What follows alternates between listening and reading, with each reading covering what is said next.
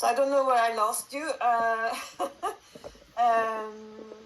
Four Ways of Seeing gave her insights into... Four Ways of Seeing. Okay.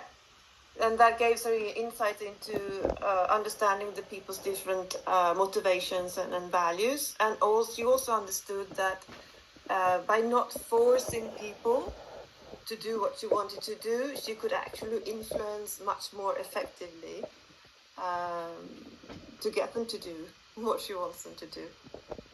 And finally, we did some influencer engineering to identify exactly what groups of people were the most likely to move one step closer to where she wanted them to go, to get that critical alignment. So, all in all, this session took us a couple of sessions, and the feedback I've received is that she's very happy, and that makes me, of course, very happy. Concretely, the proof point is that she has now gained respect from a number of people or her colleagues. She's also built a network of supporters.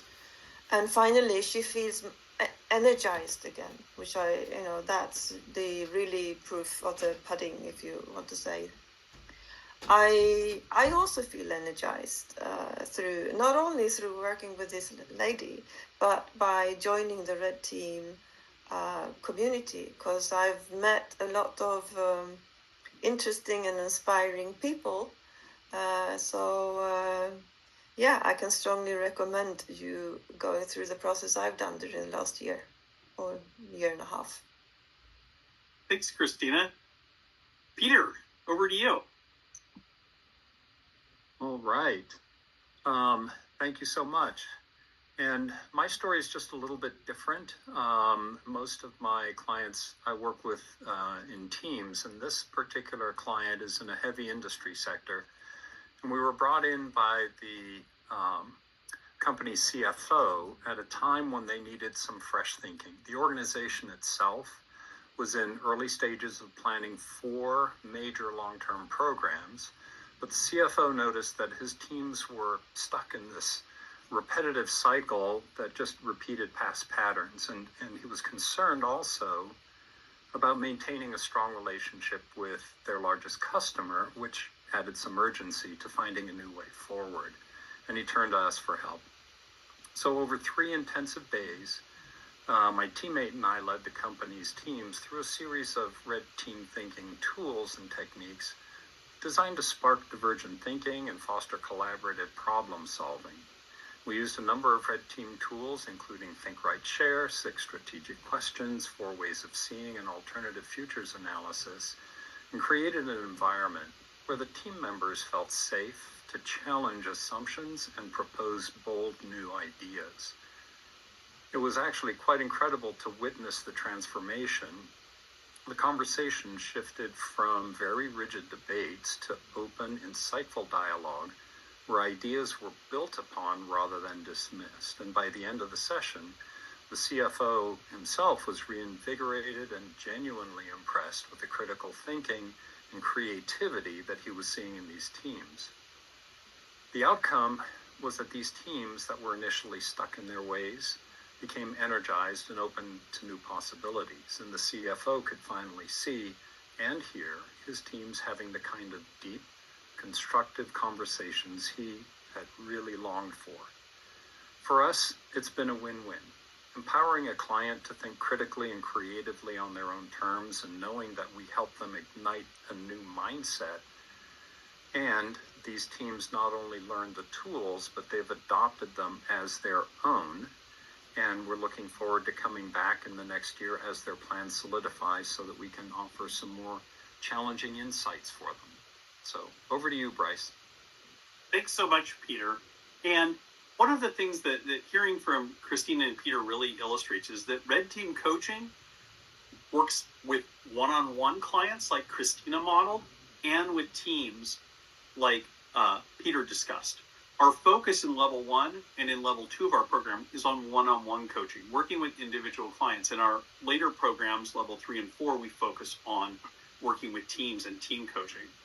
And the other thing that I hope you take away from this too, and Christina mentioned it, and we'll talk a little bit more about this later, is that there is a really amazing and growing community of practitioners worldwide that work together in different communities of practice, that work together in different disciplines to support each other as red team coaches. And I think that's one of the things that people have found really valuable. But let's talk about where this all comes from, this whole idea of red team coaching. And the answer is that it starts really with this gentleman on the left here. So for those of you who don't recognize him, this is Socrates. And the reason I start with Socrates is because your screen. Yeah. We can't see the guy on the left. Oh dear. Okay. Sorry. My bad. I'm here. Thank you. Okay. Take two. All right. There's the guy on the left. Everybody see that? Absolutely. He's there now. All right. So the reason I start with Socrates is because, at least in the Western intellectual tradition, Socrates is the first person that we know of to really engage in critical thinking in a deliberate way. So Socrates did not stand in the center of Athens giving speeches about how the world worked or how people should behave or how people should be governed, nor did he sit and compose lengthy treatises on these topics. What Socrates did is listen to other people who were saying how the world worked or how people should act or how they should be governed, and ask why. Constantly asking why. And continuing this series of questions, critical questions, to understand, what are you really saying? Is that really true? Have you thought about this?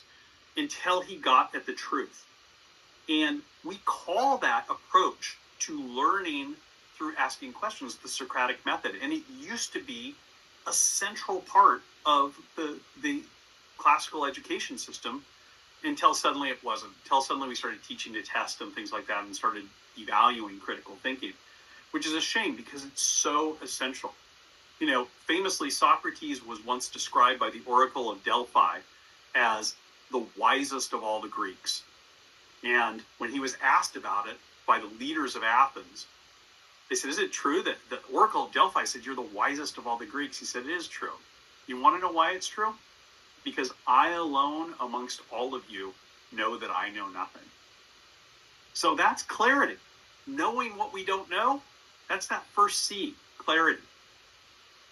But what Socrates had was a means of getting at the truth. So that's the capability. So that's why we start with Socrates. Now, jumping to the right, we come to these gentlemen around the table here. These are the Prussians in the early 1800s. And the reason they're here on our screen is because the Prussians had just been defeated by Napoleon. And Prussia had become a vassal state of France. And the Prussians were horribly humiliated. And they were not going to take this. They were going to take the fight back to Napoleon. But they were self-aware enough to know that none of them was as good a general as Napoleon. So they said, we're going to do two things. First, instead of having one general in charge of our army, we're going to find the best generals for each area, from cavalry, artillery, logistics, strategy. And we're going to create a team of generals to run our army.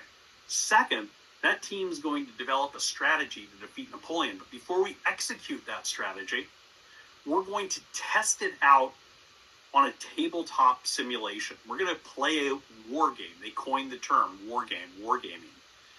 And to do this, they took their most brilliant officers and they divided them into two groups. One group was going to play the Prussians, and the other group was going to play the French. And they had to come up with game pieces to play this out on a tabletop. So, I don't know how many of you had Crayola crayons as a kid. I did. I loved them. And my favorite color, actually, was not red, surprisingly, but was Prussian blue. And the reason why it was called Prussian blue, which is a dark blue, is because the Prussians in those days wore these dark blue uniforms. And so when they painted their pieces that were going to represent their side, they were painted blue, and they were the blue team. And then they were fighting the revolutionary French. So they painted their pieces red, and they became the red team. And that's where the term red team, red teaming, red team thinking, red team coaching, that's where it all comes from, is this idea of deliberately challenging yourself, deliberately challenging your assumptions, deliberately challenging your strategies, deliberately challenging your plans before you execute them, so that you can find the weaknesses in them, so that you can find the opportunities of improvement, and so that you can fix them before you find those things out on the battlefield, metaphorically. And that's why we call this red teaming. Now, the other thing that I want to talk about briefly here is 9/11. And the reason I want to talk about 9/11 is because 9/11 is what led to the development of modern decision support red teaming, upon which red team thinking and red team coaching is based. Two things happened as a result of 9/11. First, on September 12th, 2001, the director of the CIA, George Tenet, called together a meeting of his senior leadership team. And he said, "We have a problem." Folks were like, "Yeah, obviously we have a problem. We were just attacked by Al-Qaeda." He said, "No, we have a bigger problem than that." He said, "We have just suffered," and I want you to think about this phrase that I'm going to say here. "We have just suffered a failure of imagination." He said, "A colossal failure of imagination." Think about that phrase, a failure of imagination. How many of your clients suffer from failures of imagination? What he meant was the CIA had ample intelligence to suggest that the US was about to be attacked, that it was about to be attacked by Al-Qaeda, that it was about to be attacked with airplanes, but it couldn't connect the dots until the terrorists connected them for it, because it was looking at the past. It was thinking about what happens.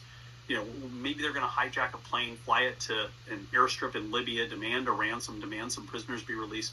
They were looking at how things had played out in the past. They weren't imagining how things could play out in the future. And increasingly, we find in business, in government, in nonprofits even, that the past is not a great guide for how things are going to play out in the future. We are in uncharted territory right now in a lot of ways. And so the way that the CIA dealt with this was to create a group called the Red Cell, and to charge that group with challenging the prevailing thinking of the agency and challenging its imagination. And they developed an array of very powerful analytical tools and techniques to do that, many of which we've evolved into the Red Team Thinking Toolkit. The other thing that happened as a result of 9/11 is the US invaded Iraq and Afghanistan.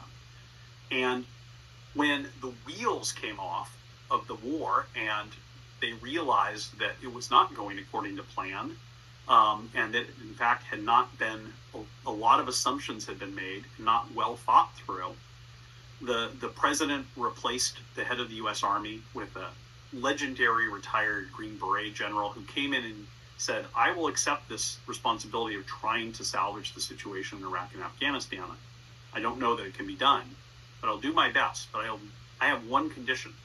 He said, "The condition is I want to make sure that we don't make these types of mistakes going forward." And to do that, he wanted to create a team within the military, within the Army, a red team training program that would train senior officers to challenge the Army's own thinking, to ask critical questions, to try to overcome groupthink, to challenge assumptions, to use some of the tools that were developed by the CIA, and to stress test strategies. And he set up a training program to do that, codenamed the University of Foreign Military and Cultural Studies, just to kind of confuse people about what it was there for, but it was really known informally as Red Teaming University. And in 2015, I became the first and only civilian from outside government to graduate from the US Army's Red Team Leader course. I then spent a year taking all the tools that I learned there and the tools I learned from other militaries and intelligence agencies that were using the same approach, the British, the Canadians, the Australians, NATO, and figuring out how to port them to business and really work to modify these approaches so that they could be used in a business context as well. And that led me to write my 2017 book, Red Teaming, and to start my company, Red Team Thinking, and to teach this same approach, an evolved version of the same approach, to businesses. And then in the course of that, I started working with individual leaders, which led to the formation of Red Team Coaching. And so that's how you end up with this kind of cycle we're in now, that we've reached the kind of end of this road of first beginning with decision support red teaming, then Red Team Thinking, and finally Red Team Coaching. So why do we need this? Well, we need this as I said, because the world has gotten really crazy, in case you hadn't noticed, in the past few years. And a lot of the problems that we're dealing with, that our clients are dealing with, are much more complex and much more complicated than the tools that they learned in business school or wherever they were educated are really designed to deal with. We live in what many academics have begun referring to as a VUCA world. Some of you may have heard this term before. Some of you may be familiar with VUCA, V-U-C-A. A lot of academics have started adding an H to it. VUCA stands for volatility, uncertainty, complexity, ambiguity, and hyperconnectivity. It really describes the world that we live in today, where things change rapidly, where the future is uncertain, where the past is not necessarily a good precedent, where the right answer is not clear, and where everything is connected by technology, by social media, so that an event that happens on the other side of the world has major consequences almost overnight on the other side of the world from that. So helping our clients navigate that is such an essential thing. So I want to ask you your thoughts. What skill do you think is the most essential for doing that, for navigating that VUCA world? What I'd like you to do is put your answer in the Q&A box, and Kristen will read some of them out. Let's see what you come up with. Yeah. So Joseph is saying curiosity. Same with Julia. We have Matthew, adaptability. CD, Saint, flexibility. Becky says courage. We have Roxana with agility. And Teresa with grace. Carol with adaptability. And Sarah says the skill of active listening. So much good stuff there. You know, this same question was posed a couple of years ago by the World Economic Forum to the top 500 CEOs in the world. And they asked, what skill is going to be most essential in your company in 2025 to navigate the world as that you see it then? And this is what they came up with. If you look at this survey on the right, critical thinking and analysis and problem solving were the top two skills that were going to be increasing in demand. And that, again, this isn't just these CEOs who said this. A lot of other people organizations that look at what is needed to successfully run organizations have identified these higher cognitive skills as so essential to success today, to navigating complexity today. But here's the thing, folks. McKinsey a couple of years ago did a study of HR leaders around the world and found that those are the same skills that they have the hardest time hiring for, that are in the shortest supply, that they can't find within their organizations.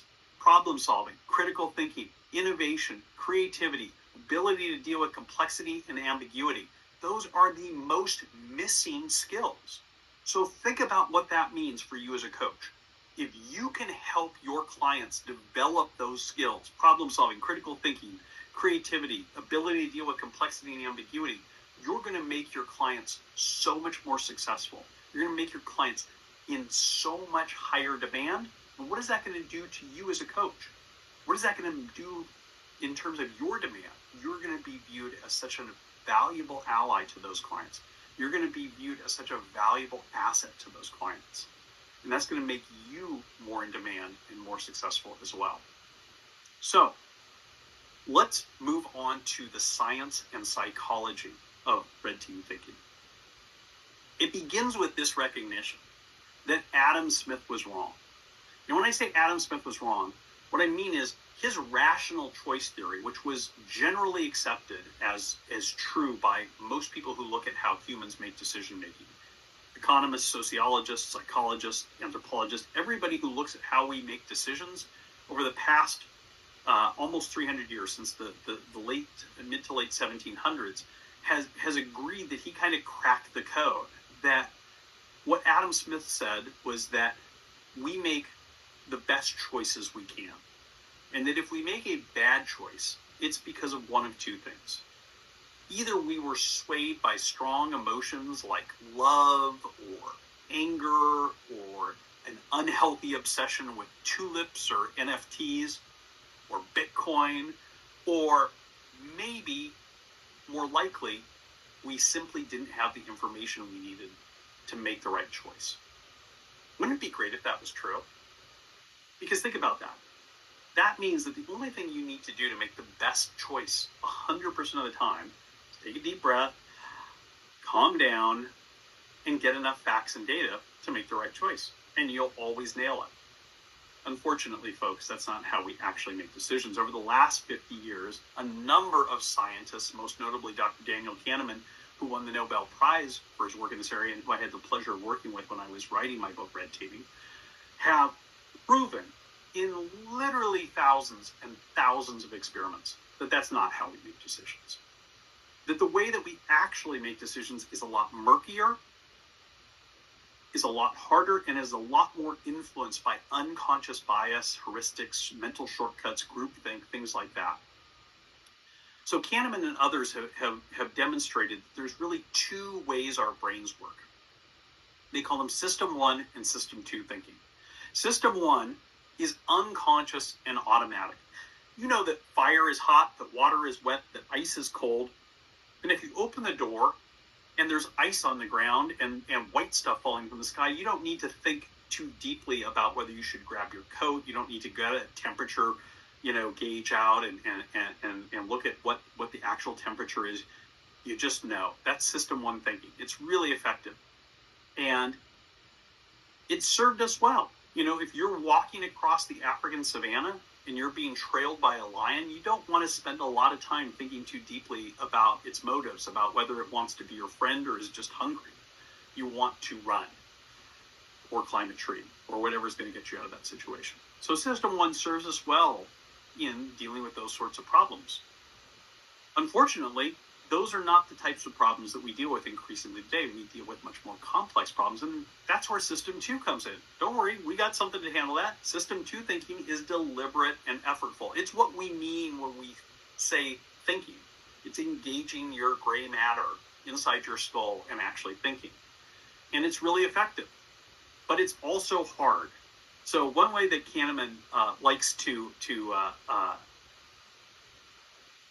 demonstrate this fortunately he passed away a few months ago, but he would have, at the beginning of all of his classes, when he was trying to make this point, he'd have his students take a pen and hold it between their upper lip and their nose, which most people can do. And I can't do it while I'm talking, otherwise I demonstrate it right now. And then he would write a simple algebra problem on the board and ask them to solve it. And as people started trying to solve the algebra problem, there would be this clatter of pens and pencils hitting desks because it turns out that you can't multitask after all. And when you engage System 2 thinking, when you're actually really thinking, you can't concentrate on holding that pen between your upper lip and your nose. And that's where the problem lies, because as Kahneman and so many other scientists have now demonstrated, our brains are lazy. Lazy. And so they're so lazy that they like to trick us and make us think that we're using System 1 thinking, when in fact we're really using System 2 thinking. We're not using System 1 thinking at all. So let me demonstrate this with a simple experiment that Dr. Kahneman developed. So I'd like you to think about this simple problem, simple math problem. Don't worry, no algebra involved. Quickly consider the following question. A bat cost $1.10. A ball cost $1 more. The bat rather cost $1 more than the ball. So I'd like you to tell me, and don't put it in chat, I'm going to give you a link in a second. How much does the ball cost? So go ahead and head over to Menti. You can just scan this QR code with your phone, or if you don't have your phone handy, you can enter this code in your browser at menti.com. Go to menti.com and enter that 68079883. Either way, you'll find a list of potential answers there. I'd like you to pick the right answer. Give you a minute to do that, and as you do, I will look at your results and I'll share them on screen. Let me head over to Menti.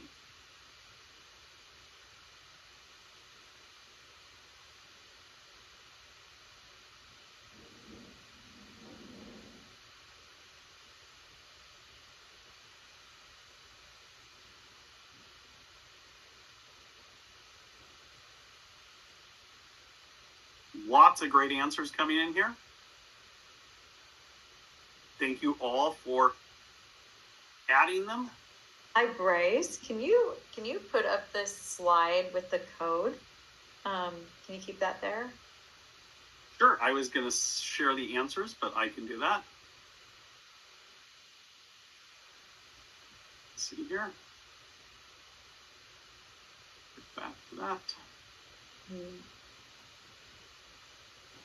I'll tell you what, we got a lot of answers in already. Why don't I? Yeah, let me just share the answers we've got already, because we've got over 200 answers already. So let me just get that in and share the results. And if you didn't get a chance to,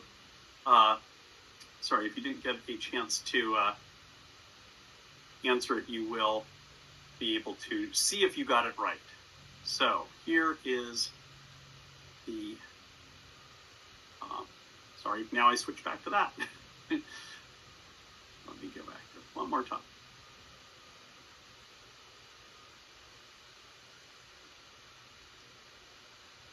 All right.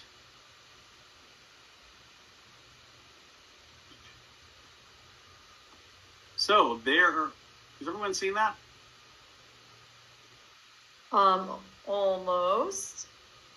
It says you've started. I'm not seeing it yet. Okay, let me see here. For some reason, it's not sharing full screen here. Okay, well, we'll look at it not full screen. So here are the answers. So we have the vast majority of you have voted for 10 cents, and is the number one answer. 143 of you, 57, 5 cents, 18, 1 cent, and a few people for 11 and 15 cents. Well, guess what, folks? The correct answer is 5 cents. Let me walk you through the math. And don't feel bad if you got it wrong. I'll explain why you did in a second. So, the ball is 5 cents. The bat is $1.05. Remember, $1 more than the ball. And that gives you $1.10. Now, if you got it wrong, don't worry, because you are the vast majority.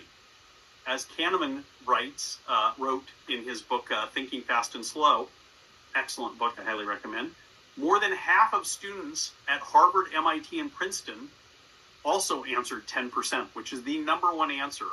Also answered 10 cents, which is the number one answer every time I've done this. I have done this, by the way, in a group of mathematicians, and half of them answered 10 cents. As Kahneman says a little bit elitistly, at other less selective universities, the rate of failure is in excess of 80%. So you as a group did better than a random sample of university students. The thing is, folks, this was not a test of your math skills. This was a test of how System 1 and System 2 work. Your brain looked at this problem, and instead of engaging System 2 thinking to solve it, said, this is such an easy math problem, you don't need me. System 1 can help you out. And that's why you got the wrong answer.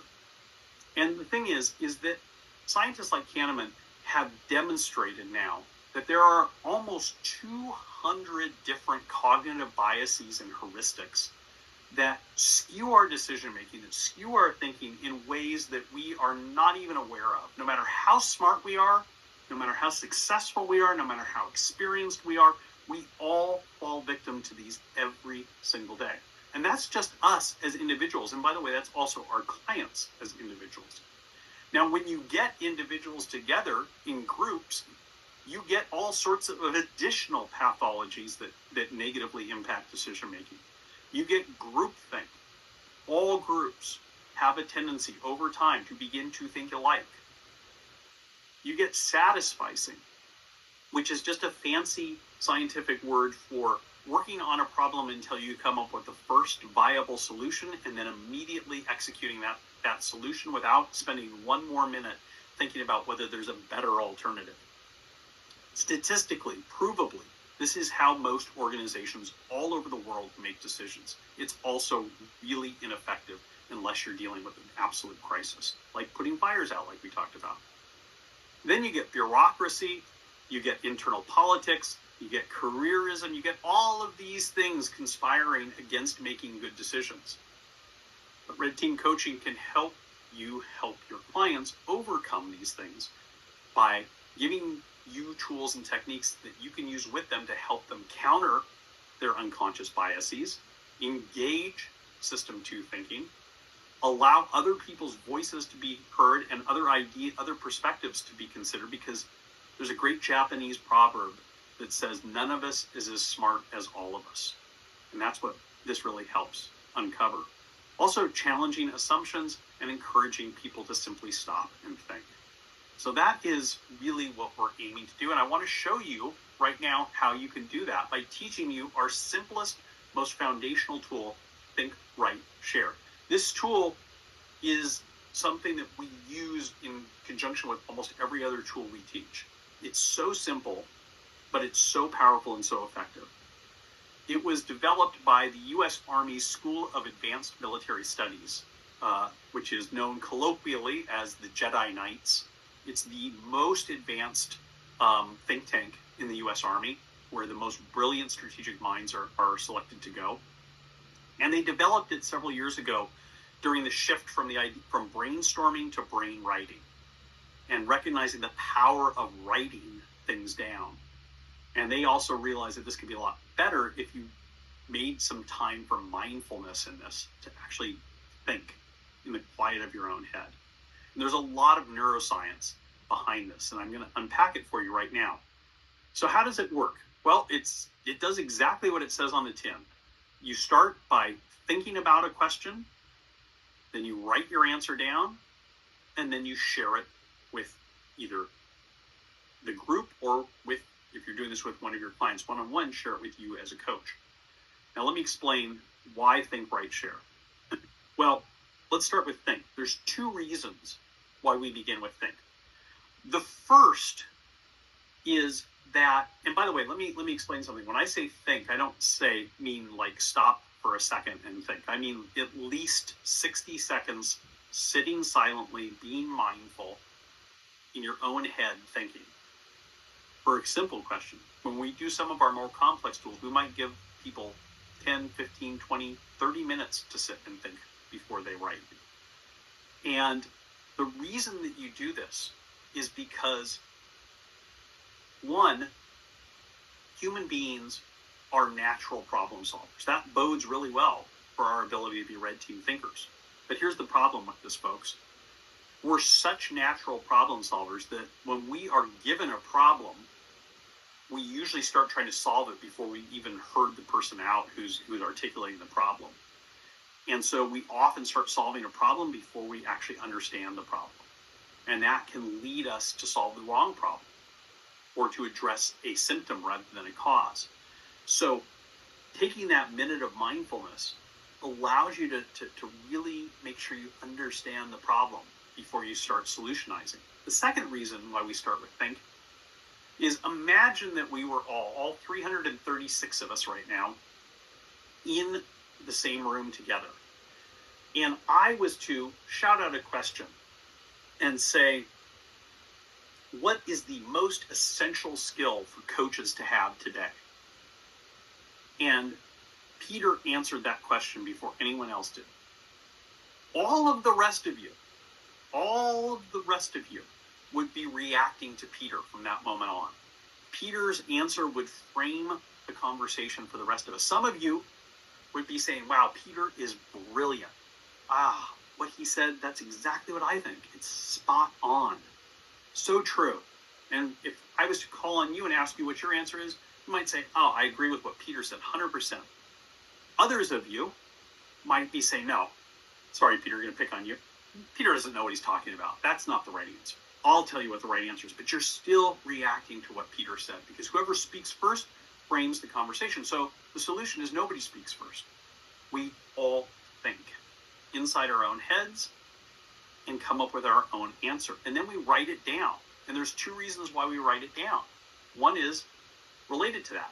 We are going to commit to our own answer before we hear what anyone else has to say. So we're going to commit to our answer. The second reason we write it down, and this is where some of the neuroscience kicks in, is the act of writing it down. Whether we write it with pen or pencil on paper or type it, it's better if we write it, but if we even typing it has this effect, you're going to engage critical to thinking more strongly. You're going to engage system 2 thinking more strongly, because scientists have demonstrated by giving people similar problems while they're in brain scan machines and looking at how their brains fired, when people write their answers down versus when they articulate them verbally, that the cognitive portions of the brain fire more strongly. So writing your answer down helps you get over that laziness and engage critical thinking, engage system 2 thinking. And finally, we want to share our answer, because the best idea can't win if we never hear it. So that's Think, Write, Share. And we're going to practice this right now. So I'm going to give you all a question, and I'm going to set a timer, but I want you to think, what is the biggest challenge coaches face in 2024? Don't write anything down, don't type anything.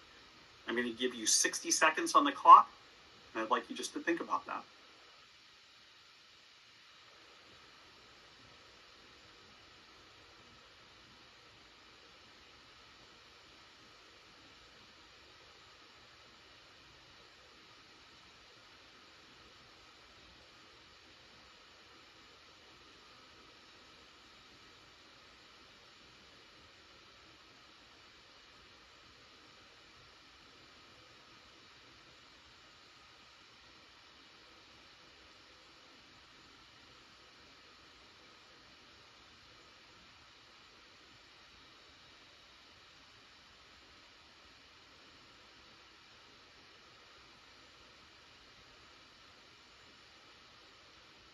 All right, now that you've thought about that, what I'd like you to do is, I'd like you to type your answer into Q&A, but don't hit send. Just type your answer in.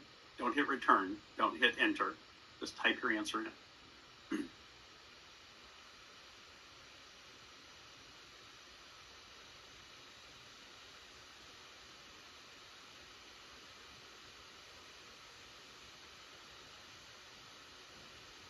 And now, let's go ahead and share by hitting enter or returns. Kristen is going to read some of your answers. Thank you, Kristen. Yeah, so we have artificial intelligence, we have lack of commitment to self-insight and awareness, clients' fear of uncertainty, differentiate in a saturated market, more AI. In fact, that's probably the number one answer. We have market uncertainty, and we have marketing. I love that. So I want you all to see two things that just happened there. Thank you, Kristen. Two things just happened there. One is we got an amazingly diverse array of responses covering everything from marketing to standing out in a crowd to self-care to AI. But we also got so many of you talking about AI. So we got a diversity of thought, but we also got a strong indication that AI is a big concern for a lot of people. And that's the value of doing this. So if you teach your clients how to do this with their teams, it's going to really help them be able to kind of take the temperature of their teams. I'll talk to you a little bit more about that in just a second. But that's how it works. Now, how can you use this with clients? Well, the first thing you can do is you can simply use this in your coaching sessions with your clients so that they think more deeply before answering you. So when you've got an important question, when you've got a tough question for your clients, just having them say, don't answer this. I'd like you to think about it for 60 seconds. And then I want you to write your answer down before you tell it to me. Try that in your next coaching session, and you will be impressed. You will be amazed at how much deeper and more reflective your clients become just by doing that simple thing. But you can also teach your clients how to use this with their teams. And I'm going to show you how to do that in a second. Because if they use this with their teams, it's going to really help them hold meetings that matter. It's going to allow them to create psychological safety and to surface the good ideas that exist on their teams. The way you do it's real simple. You give teach them to give each of their team members a index card, and ask them to pose a tough question and give everyone a minute to think about it. Then have each person on their team write their answer in block letters using the same pen. Make sure everybody's got the same color pen in block letters. Then have them collect the index card, shuffle them, and deal one back to each member of their team, and then have that person read the card they got back. Maybe it's their own card, maybe it's someone else's card. Nobody knows at this point. What that will do will be mind-blowing, because it will take the discourse, the discussion, the level of thought on their teams to a whole new level. Just like that. I've taught this tool to literally thousands and thousands and thousands of people around the world. And so many of them have come back to me the next day, sometimes the same day, and said, I've tried this with my team and I can't believe how much difference it made in terms of the depth of analysis, the great ideas that came out. It's, we taught this to a team at the British Cabinet Office a few years ago, and it was a group of about 30 or 40 people. One of the participants came up to us afterwards, and it was a young woman of color, and she was choked up. She was in tears, and she said, I want you to know that this tool was so powerful, because today was the first day. I've been here for 6 months. I was hired as part of a D&I initiative to bring diversity into the Cabinet Office. But ever since I was hired, I've been left in a corner. Nobody wants to talk to me. Nobody's asked my opinion. Nobody cares what I think. Nobody wants to hear what I have to say. Until today, using this tool, I was able to suggest a way of addressing this problem that we were helping them address. And my idea is the idea they decided to move forward with.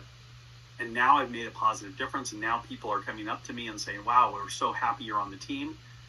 And that's the power of this. That's the power of this simple tool.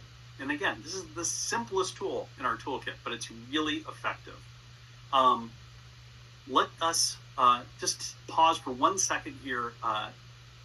We have a lot more to cover, so I don't want to spend too long, but let's take at least one question here, Kristen, if we can.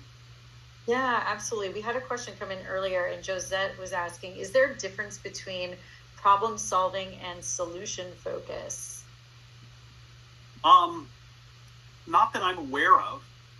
It's just different approaches to problem solving, but at the end of the day, it's all problem solving, and we use the term, when I say problem, we're using that term in the mathematical sense. So, if you win the lottery and you have $500 million and you're trying to decide what to do with it, that's a problem. That's a problem that you have to solve. Maybe a good problem, maybe a problem you want to have, but from a mathematical point of view, it's still a problem. So I think that's all within the realm of problem solving. How about one more? Yeah, perfect. Okay.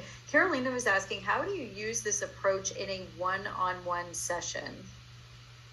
Yeah, it's a great question. So like I said, you can use this just having your clients think and write their answers down will already lead to a better discourse between you and your clients. But as I said, you can also teach your clients how to do this, and they can use it with their teams. And again, if you're equipping your clients with tools like this, that's going to make you so valuable to them as a partner, as a coach.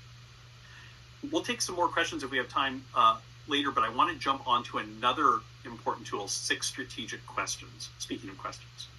So this is another really basic tool that we teach, but very powerful and easy to use. And this one I think you're going to find is really well suited to one-on-one coaching sessions. So this tool is a tool that I developed. It's based on a similar method used by the U.S. Army's elite Delta Force. One of my classmates, when I went to the Army's Red Team Leader course, was a Delta Force commander. And after he retired from the military, he came and worked with me for a few years as he was transitioning to civilian life. And he taught me some questions that they used whenever they were trying to solve a problem. And we evolved those, their 3 questions into 6 questions, and have really found that they're very useful. They really can help you help your client have clarity about what they're doing, and helping them make sure what they know what they're doing will help them communicate to their teams what they want done, what they want, the task, the purpose, and the desired end state to be. But the other thing that this tool does is it really helps your client think through the second and third order effects of their decisions, their plans, their strategies, so that they can avoid unintended consequences.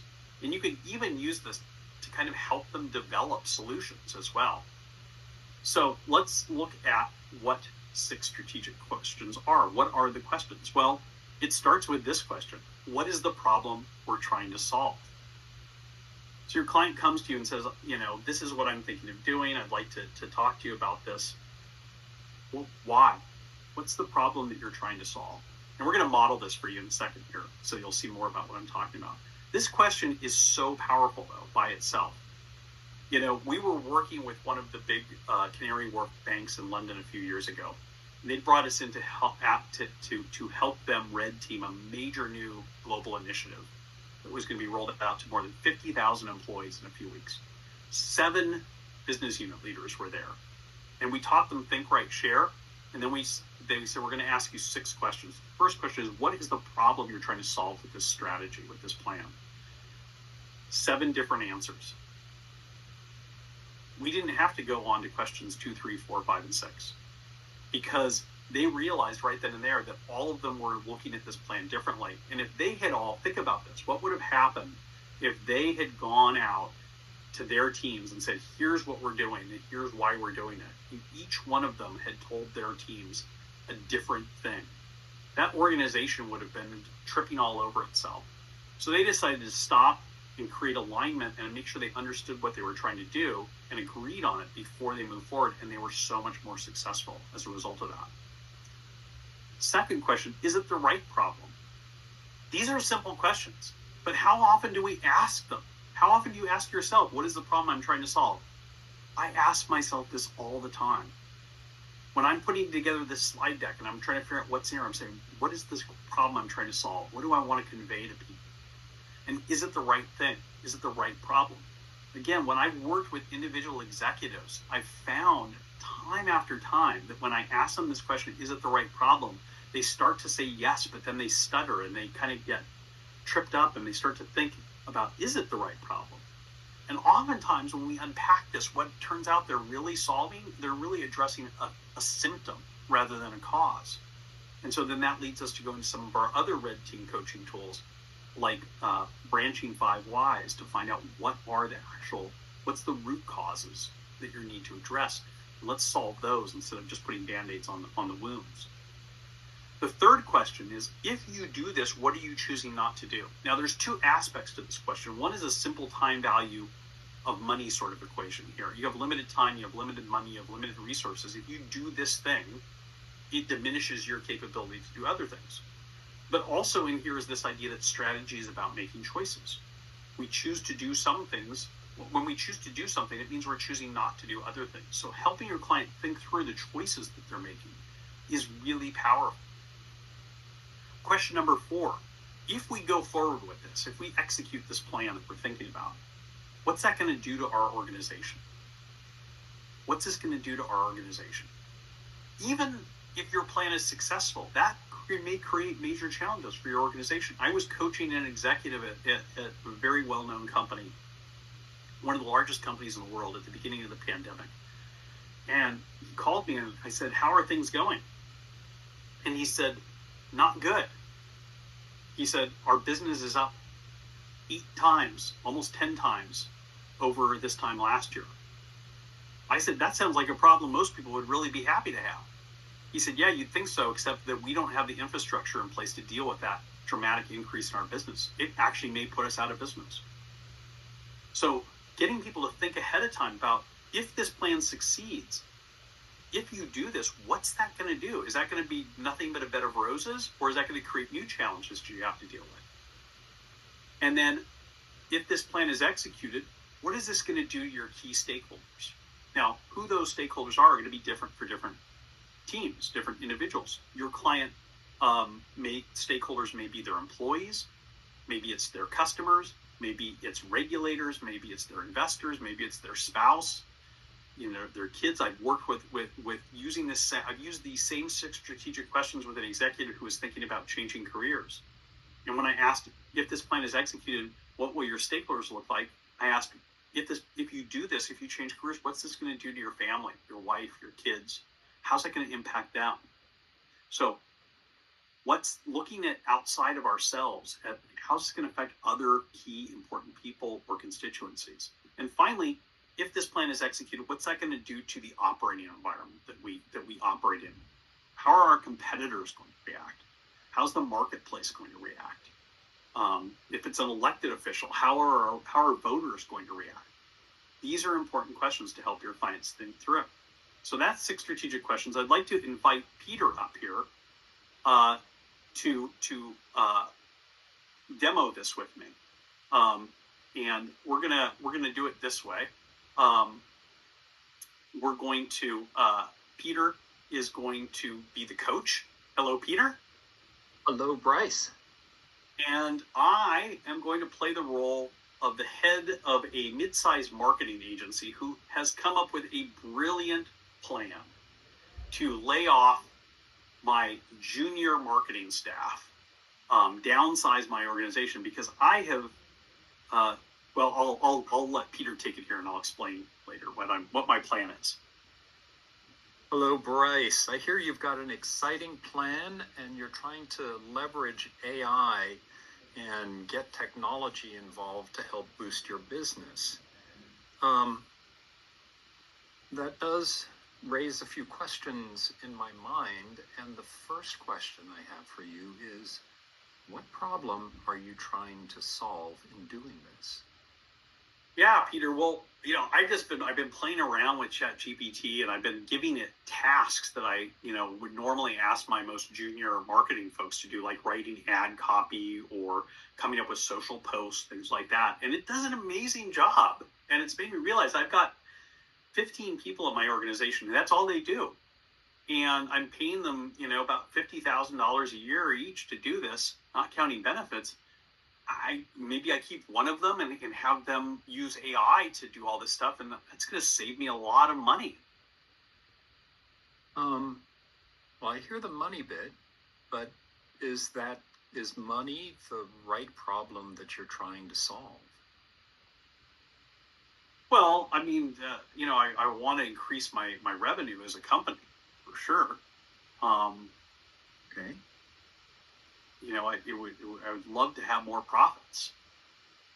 Okay. But in making choices, if you choose to do that, what are you choosing not to do? Well, I suppose what I'm choosing not to do, Peter, is invest in these junior employees. Okay.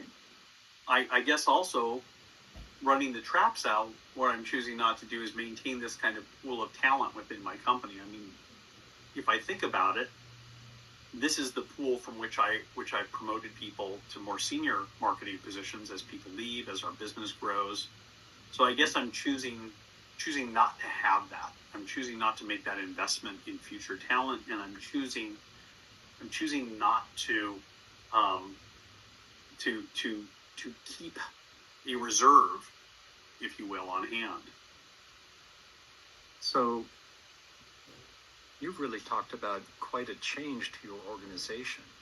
So what will that look like? Well, I guess we won't have that pool of talent to draw on in the future if we need it. Is probably the biggest change. I mean, hopefully I'll make more money this way, but yeah, that's a concern, that I hadn't really thought about, is what am I going to do if one of my senior people leaves? What am I going to do if I land 6 new accounts and I need another senior person to lead that? That's going to be a lot harder. Okay. So landing new accounts raises in my mind the question of stakeholders. So what's the impact on your key stakeholders likely to be in doing this? Well, we got a few stakeholders there. I guess we've got the employees who are leaving. They're not going to be happy, obviously. But we've also got the employees that are staying. So it might make them, well, it might create a lot of problems with them. I mean, on the one hand, they're going to be unhappy with me for laying off some of their coworkers who they have relationships with and who support them in their work in many ways. But also, it might make them anxious about their future. They might wonder, well, if AI continues to improve, am I going to just replace everybody with bots? And then there's my customers, obviously. Now, most of these people don't deal directly with our customers, but they are the folks who, if we do have a problem, that needs immediate attention, are often the ones that get asked to solve it. So it could create friction with my customers, I suppose, too. So it sounds like there's impacts on your operating environment as well. And so what do you think your operating environment will look like in doing this? Well, I mean, if it affects morale, if it affects our relationship with customers, that's not going to be good. And if it succeeds, I guess it's just going to lead to my competitors doing the same thing. So either way, it's not looking like the panacea that I thought it might be. Okay. So at this point, how do you feel about it? I think, Peter, that I need to think about this a little bit more. I think that maybe I was a little bit premature in my decision. Let me think about this, and maybe we can pick this up in our next coaching session. I look forward to that. Thank you, Bryce. Thanks, Peter. Now, that's a quick example, but I think it gives you a sense of how you can use this tool with your clients to help them think through their plans, their strategies, their decisions. And if they're clear on it, it will help them communicate this more clearly to their teams. And you can also use it to help them develop new strategies and plans by simply, when they have if your client comes to you and says, I'm really trying to figure out how to deal with the fact that I need to bring on more people in graphic design or in marketing or in sales, but I'm not sure how to do that. You can say, well, what's the problem you're trying to solve? Is it the right problem? Things like that can really help with the ideation process with your clients too, and make you a great partner to helping them provide that sounding board for them. So we've learned a lot so far today. We've talked about what Red Team Coaching is, where it comes from, how it works. We've talked about the science and psychology behind it. We've got 2 tools, Think, Write, Share, and 6 strategic questions. You're going to have more information about both of these in your workbook that you'll be getting at the end of this class. I want to just really quickly talk to you about what you can do to continue your Red Team coaching journey. So level 1 consists of 5 modules. And the good news is you just completed module number 1. And you've gotten these 2 tools. Module 2, we dive deep into those cognitive biases and groupthink and other threats to good decision making that I mentioned. And I teach a really simple but very powerful tool that you can use for your clients called On the Contrary, to help your clients play the devil's advocate, to think critically, to take a look at things through a contrarian lens that really helps them get better clarity and helps them improve their culture by being willing to challenge themselves in that way.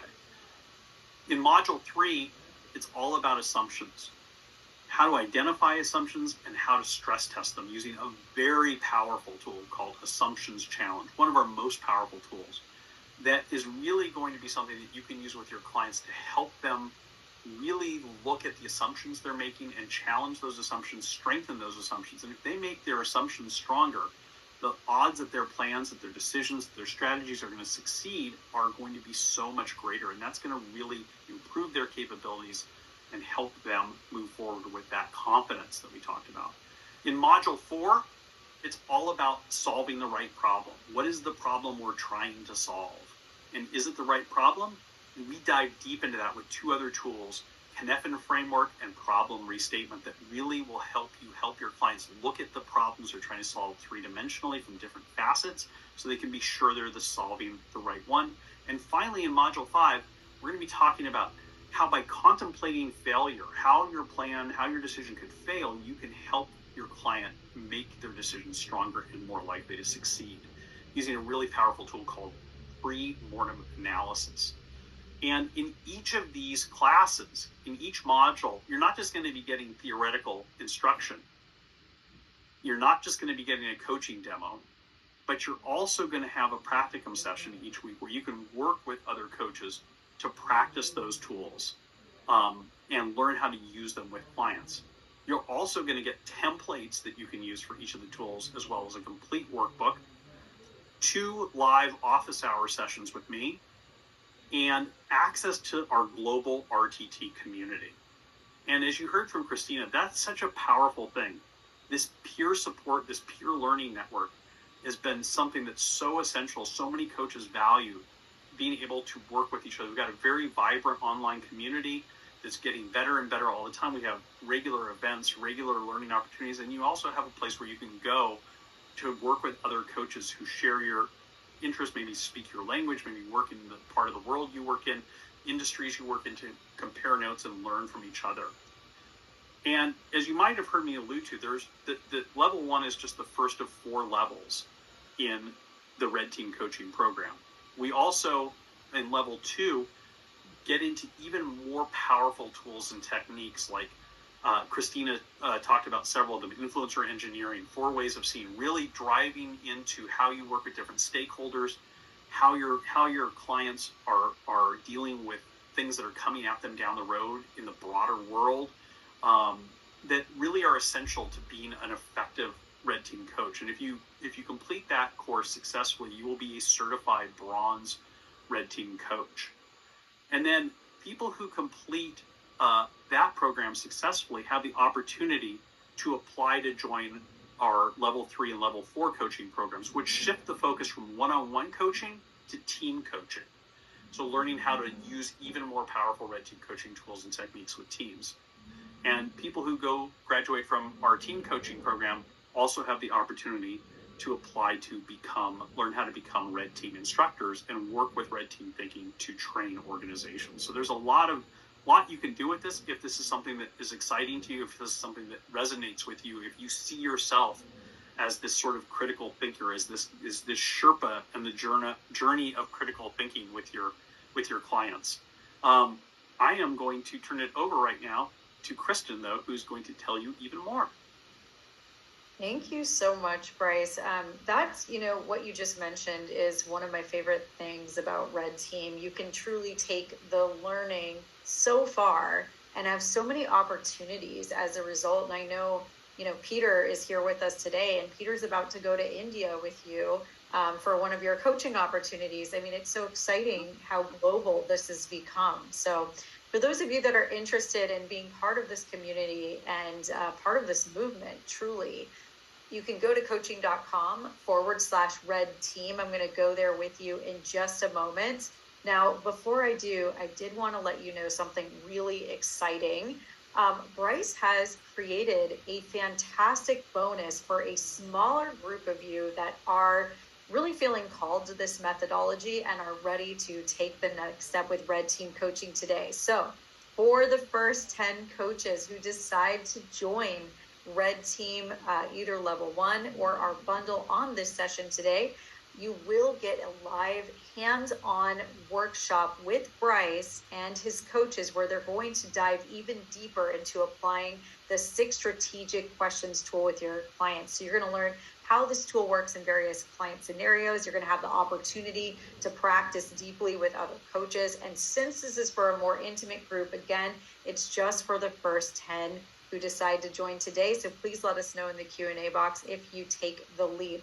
So I'm going to head to the course website now. We're just at coaching.com/Red Team.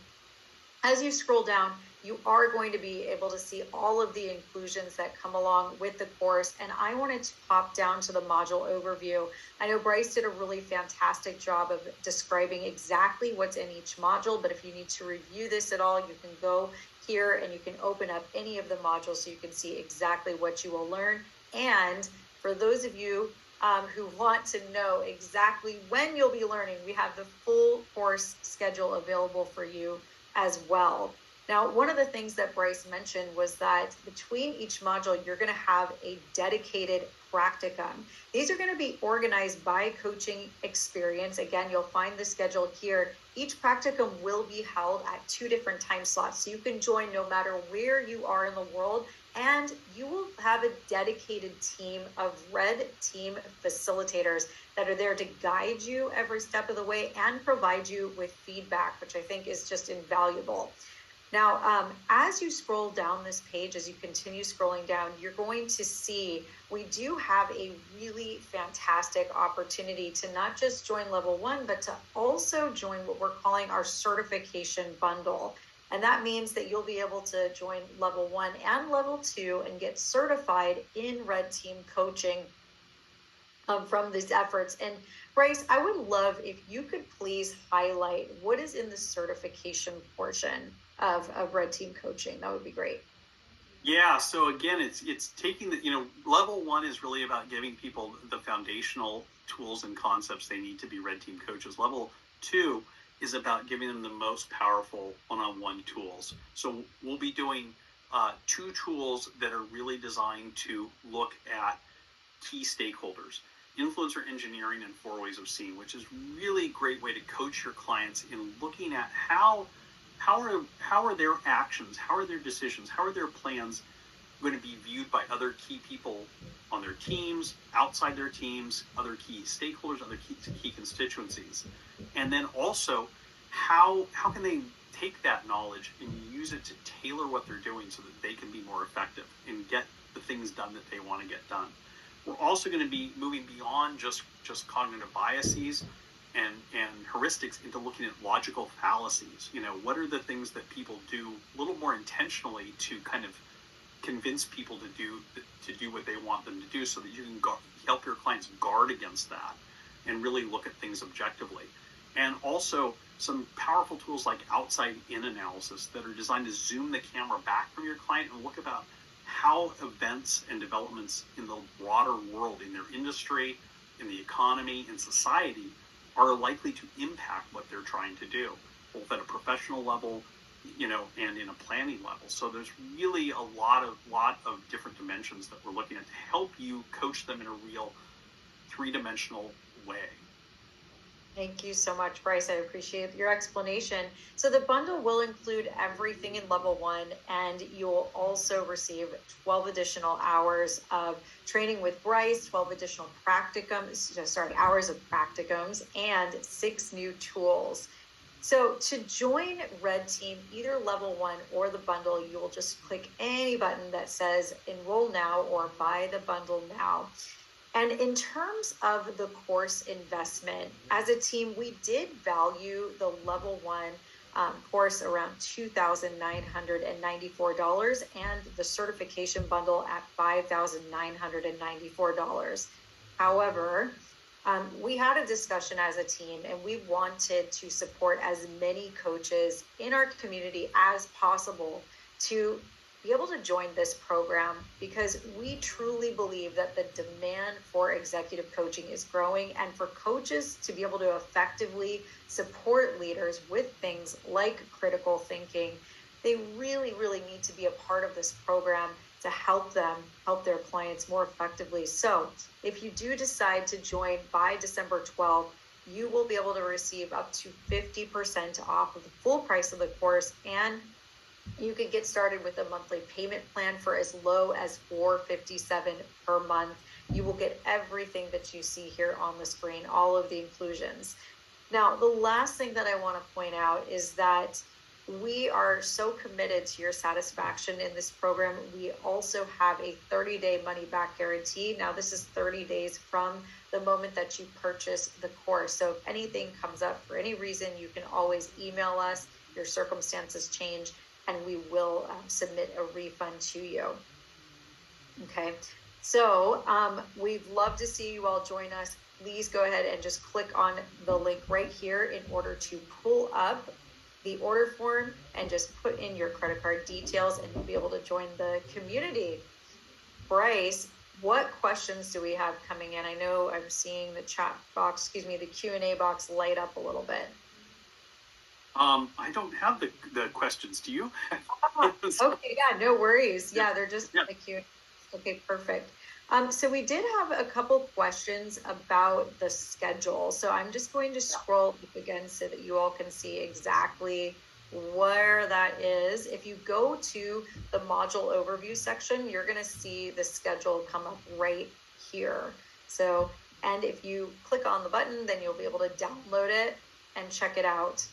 Okay, so hopefully that will help with that. One thing is people are looking at that, Kristen, did you want to mention too the opportunity people have to talk with coaches? Yeah, I absolutely do. All right, really quickly, I will answer that question, but I wanted to go back to the pricing table because Sumit is asking what is the one-time discounted price? And great question. If you just click on this little bubble here on the left under choose your plan, you can see the one-time rate as well. So for level 1, it's $14.97, and for the bundle, it's $29.97. Okay. And then we also had a question about ICF CCE units. So for this, you can just go right here in the pricing table. You'll see that there are 23 units that are offered in the level 1 program, 17.5 of which are CCs.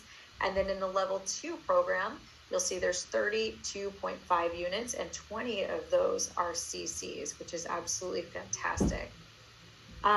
So Bryce, to answer your question about graduates, talking to graduates, yeah, this is a really great opportunity. So Bryce has a very engaged community of Red Team graduates. And, you know, Peter, who was on the session, who's still on the session with us, is one of them. So, so much love for Bryce and the teaching that he has done for the graduates. And they all jumped at the opportunity, I have to tell you, to have a call with you, to have a call with any coaches that were interested in Red Team, but really wanted to get a sense of their experience. So you can schedule a call with a graduate just by going, it's right underneath the money back guarantee button on this page. But if you just go to Red Team, coaching.com/Red Team, and then click right here on book now, then you'll be taken to a call booking link and you can schedule a call with a graduate. So yeah, we highly recommend that if you are really curious about their experience. Okay, let's see. Dawn is asking, why are there fewer client-facing tools in the bundle? Actually, Dawn, and just to clarify for everyone here, we have 8 client-facing tools that are in level 1, and then 6 is in addition to the 8. Okay, so you're actually for a total of 14. And the reason there's less in level 2 is because they're much more advanced tools, Dawn.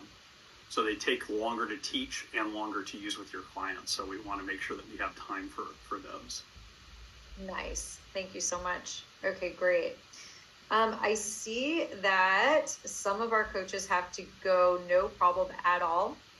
If you have to jump off, you can go ahead and jump off, and we will make sure, I think just to answer the question about the 1.5 CCEs from this session, we will be sending you that certificate in December. But if you need it before then, just let us know. All right. So Andrew's saying, I see the value in being certified, but am curious how coaches market themselves as practitioners of this. How do they speak about the training? I should have mentioned that. One of the modules, great question, in level 2 is how to market yourself as a Red Team coach. We have a whole module dedicated to that. And it's a great question.